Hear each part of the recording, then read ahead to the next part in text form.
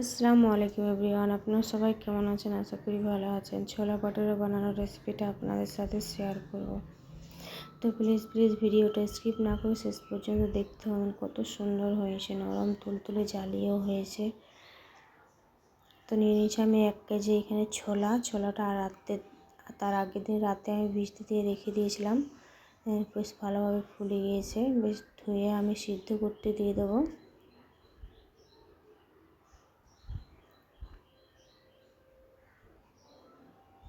তো মশলার জন্য লাগবে 1 চামচ ধনে, 1 চামচ জিরে, শুকনো লঙ্কা 3টে, এলাচ, দারচিনি, লবঙ্গ। তো চুলাতে বসিয়ে দিয়েছি ডেকচি, একটু লাল লাল করে ভেজে নেব।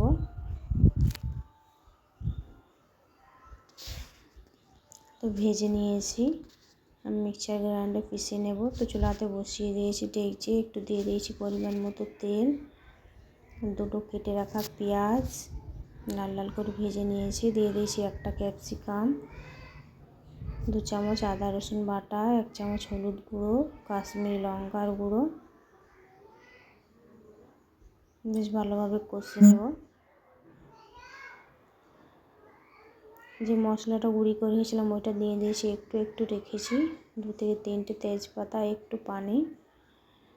সিদ্ধ হয়ে গেছে। আমি সিদ্ধ করার সময় দুটো দিয়ে দিয়েছি আলু। বেশ ভালোভাবে থেতো করে নেব। থেতো করা হয়ে গিয়েছে, দিয়ে দিয়েছি উপর দিয়ে কাবলি চানা। পরিবেশন করার জন্য রেডি।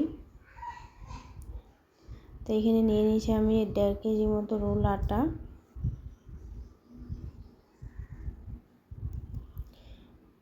একটু দিয়ে দিয়েছি চিনি, পরিমাণ মতো নুন, 1 চামচ খাবার সোডা,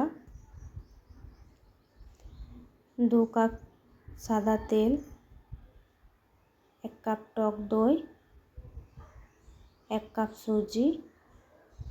এর বেশ ভালোভাবে মেখে নেব।